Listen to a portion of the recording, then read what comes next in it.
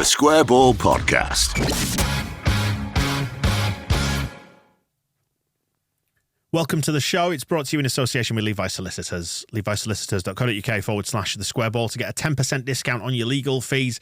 Dan, Michael, and Moscow here for this one. Inspired to do this show because a former England manager, Sam Allardyce in this case, came into Leeds to face Manchester City in his first game. So we're going back to August 2002 to look at the last time this, it's like Halley's Comet, isn't it? Happens every now and again.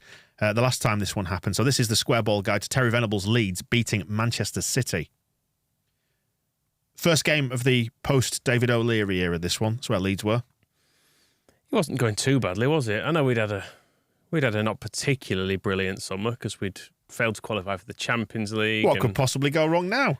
I know, yeah, we had still Rio Ferdinand. He'd gone off to the World Cup and been brilliant, hadn't he? Which was, fine. Well done him. Got his move. He was only ever cover at Leeds, remember? True. Peter Ridsdale came out with that after we'd sold him, said that we only bought him because Jonathan Woodgate was on trial. And yes, so selling a player who was only signed as cover, not a big deal. Mm. There were whispers of things not being maybe great behind the scenes at Leeds, although we were assured that Ferdinand would keep things ticking over. Well, I mean, problem one was that Terry Venables had come in to build a team around him, so it was kind of and then Ridsdale said, no, he was only cover and we're selling him. That old chestnut. Because there's Bowyer potentially going to Liverpool for £9 million. That didn't happen. You got Keane to Sunderland. There was also talk of Kelly, Martin, Decor all going possibly at this time as well.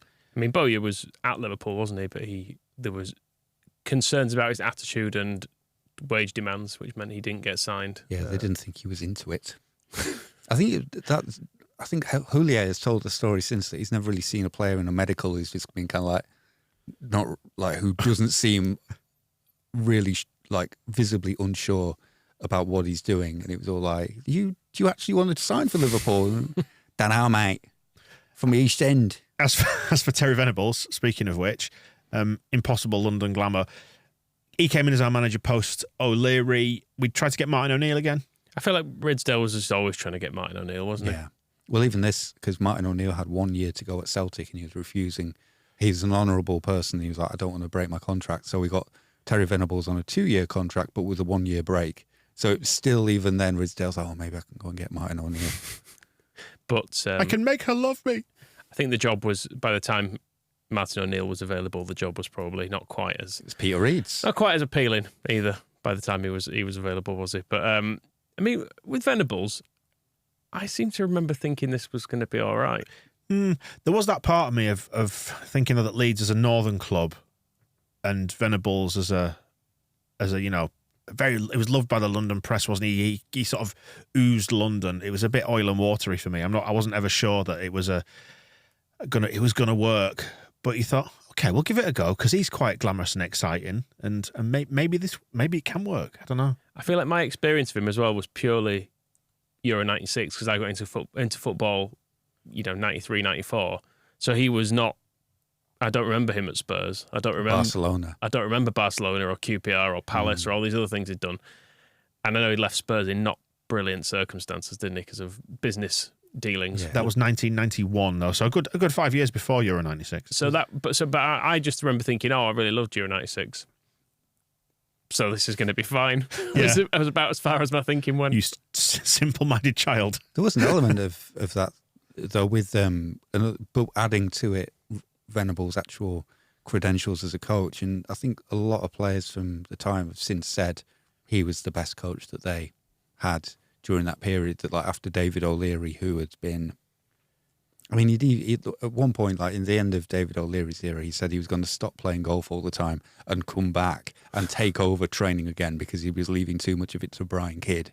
Was an element of like how it had got to with O'Leary. He was sort of seemed to be riding the fumes of his own success along a lot of it. But then a lot of players say when Venables came in was like best tactically, best coach, best manager that they had.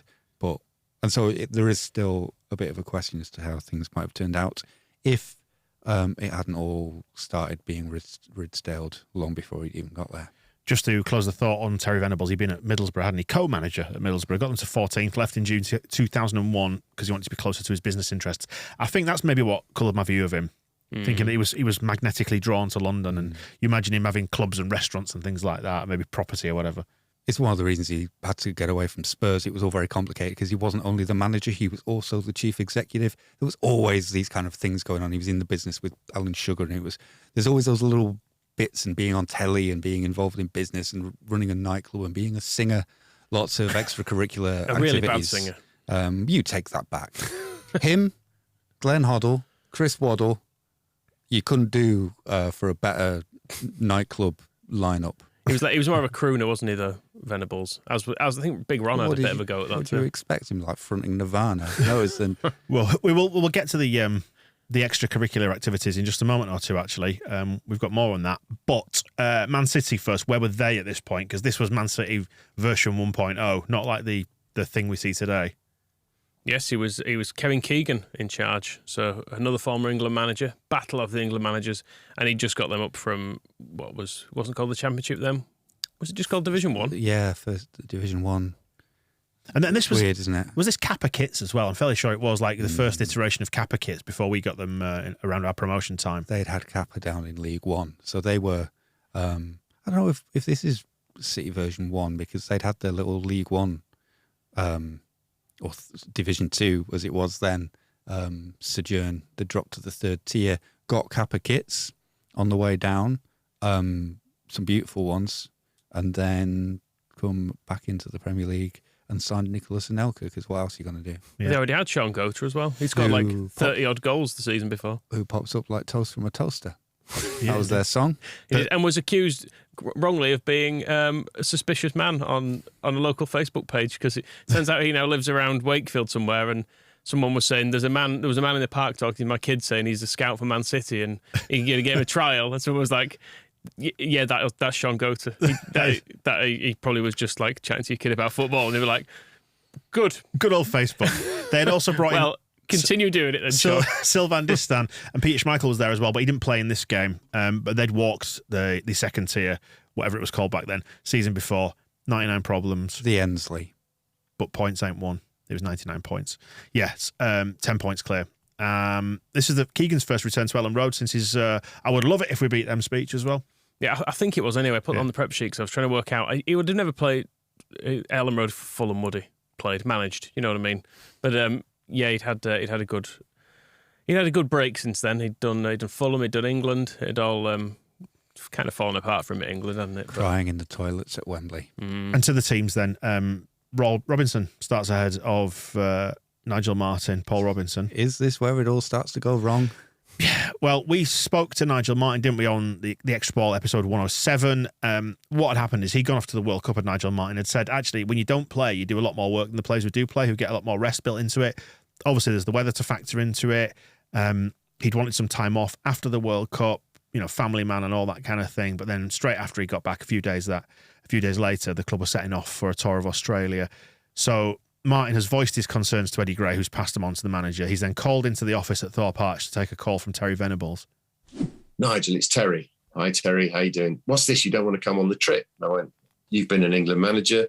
You know what it's like. I'm absolutely knackered. I need some time at home. If you want the best out of me next season, you don't need me to go on this trip.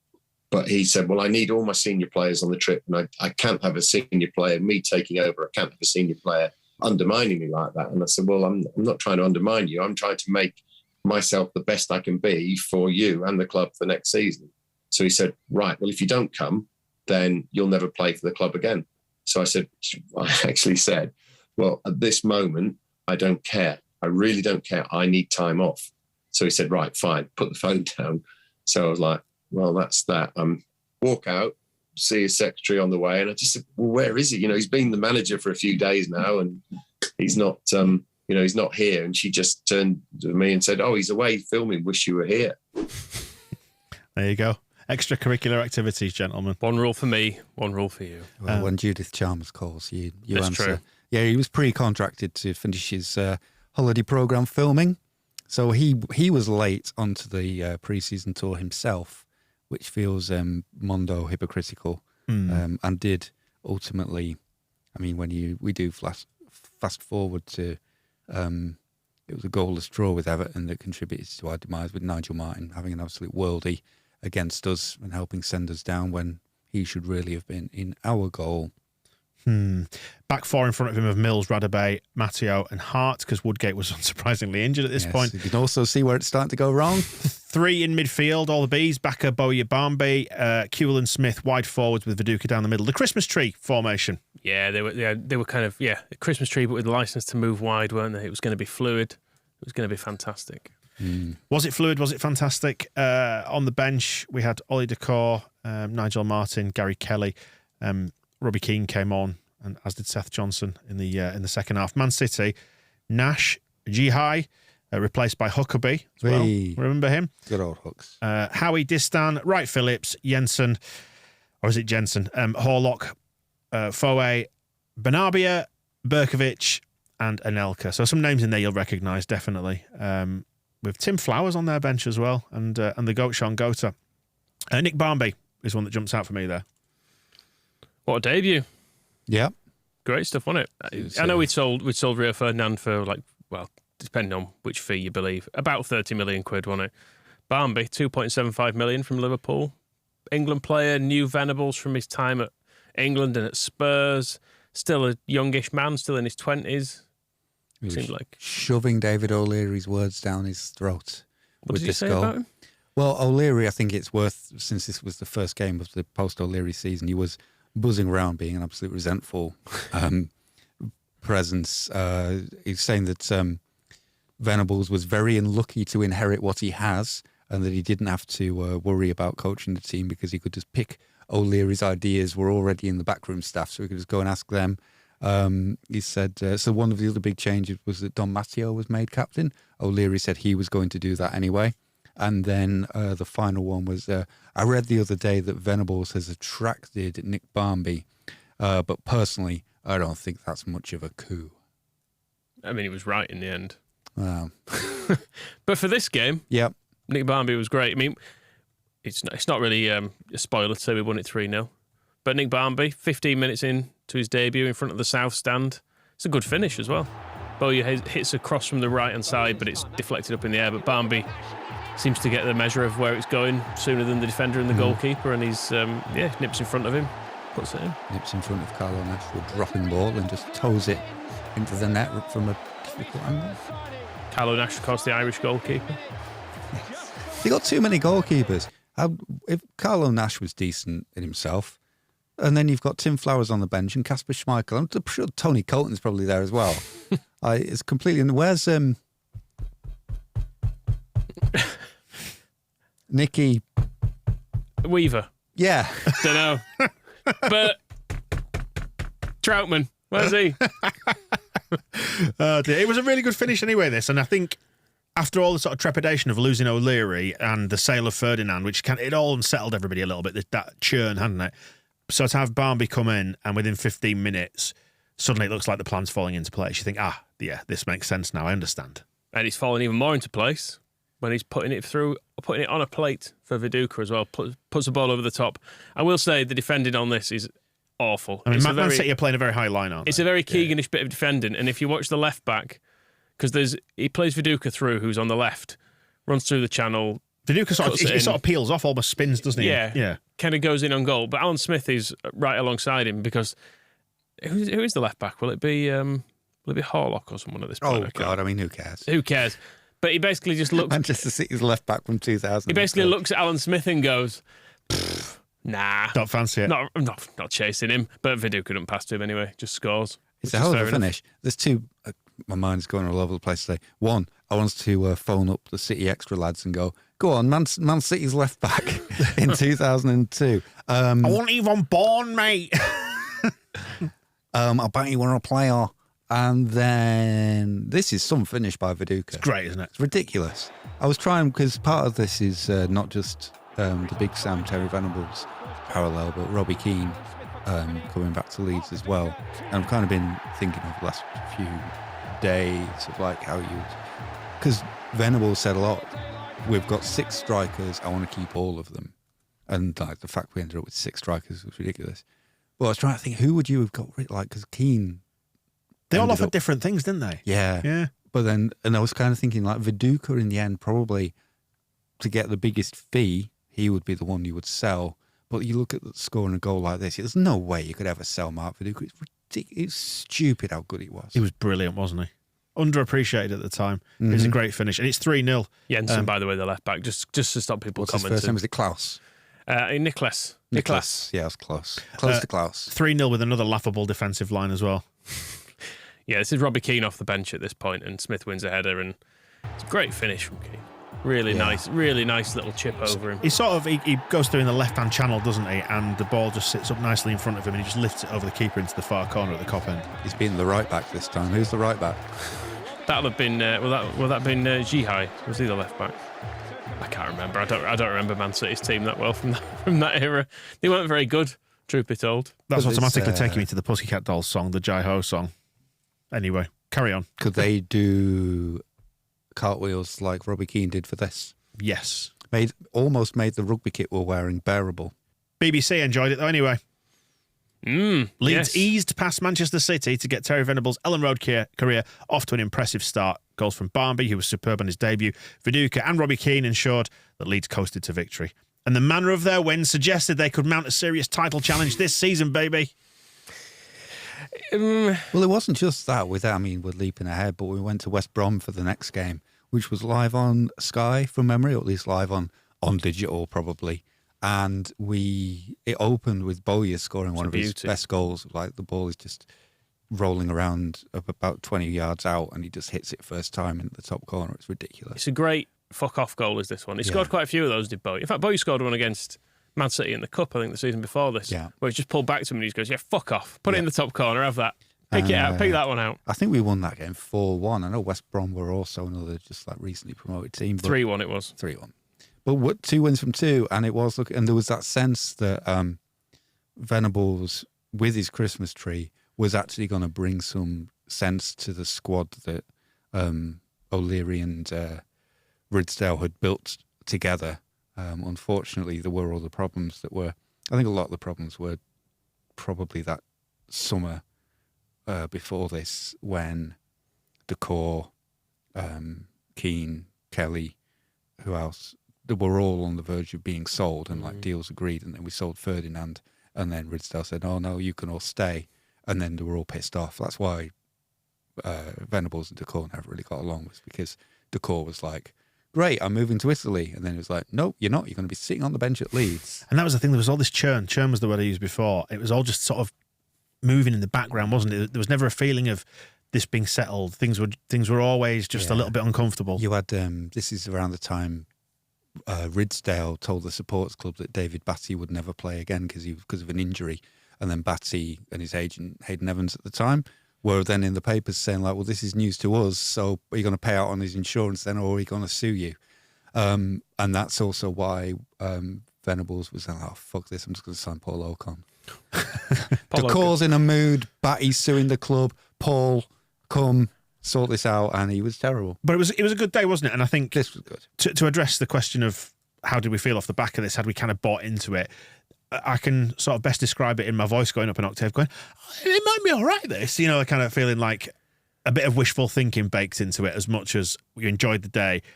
We were never quite sure where it was all going. And there was that thing as well of we needed to be in Europe, probably, didn't we, to keep the good players we still had. So, okay, if Venables can keep it, get us in maybe the UEFA Cup, maybe not Champions League again we were straight in away, it, weren't but- we, as well? Yeah, we were. We were still in it this season, and it was like, well, if we can get, fair enough, Ferdinand's gone, but we've got the depth. Woodgate's coming back, who's better than him when he's fit, which he never is, but then he'll be sold soon anyway. But you know, at the time, you could rationalise it in your own mind, I think, to think, no, this isn't falling apart actually. And of course it didn't. And then well, you go through as well: Viduka, Keane, Smith, Kewell, Bridges, Robbie Fowler. Was Fowler injured at the start of the season? He's not even on the bench for this. Yeah, it must have been actually. Absolute. I mean, nobody needed. I know Venables wanted to keep them all. Nobody needed six strikers. Well, We'd this is all in the postscript as well. Yeah. Look at the postscript, Moscow. It's like all the players that did leave that season, because we went to West Brom the week after this and won 3-1. So we're all thinking, right, yeah, another game to add to the data set. This is on. It's not on, is it? No, I mean there were in the next batch of 15 games there were 3 wins. Some good ones. Newcastle away, Scum at home. Nice ones, but yeah, 3 wins out of 15 and getting into Europe, is it? And then, Keane does leave the club. So does Bowyer, Woodgate, Decor goes to Roma. Bowyer leaving for like 100 grand in January as well. Just after really, we'd sniffed the 9 mil. Really summed up the complete mismanagement of the whole thing. And then Fowler does go to Man City in January, so that's the back of him. But then that was the whole thing with Venables in the press conference, because he'd been told that if Fowler went to Manchester City, then Woodgate wouldn't be sold. And then they both went. But then also we weren't getting any money for Robbie Fowler. We were still paying most of his wages. Have we done an extra awful. ball on that press conference as well? I think we might have. Yeah, done, we did. Right. Quite a long time ago. Yeah, seek that one out. It is there. They finished 9th, did Man City this season. Their final season at Main Road before they moved to the Commonwealth Stadium in Manchester. Whatever happened to them after that? Nothing. I think that was it. The last we ever heard of those guys. Things did pick up briefly. Venables was then sacked in March, though, after winning 1 in 8. Peter Reid comes in until the end of the season, keeps us up. They give him the job, etc., etc. Nigel Martin, for what it's worth, got splinters in his arse all season. He did. And the next. Yeah. And we were almost relegated. The 3-2 at Arsenal was what saved us. For a year, anyway. Sounds familiar? Well, there you go. That does wrap it up then. Yeah, it was supposed to be cheerful. We've ended it on a real down note. But Terry Venables, Robbie Keane, great days in the sunshine. And it was a nice day to start the season when you're never more optimistic than at that point. Yeah. Thanks for joining us. We'll see you soon. The Square Ball Podcast.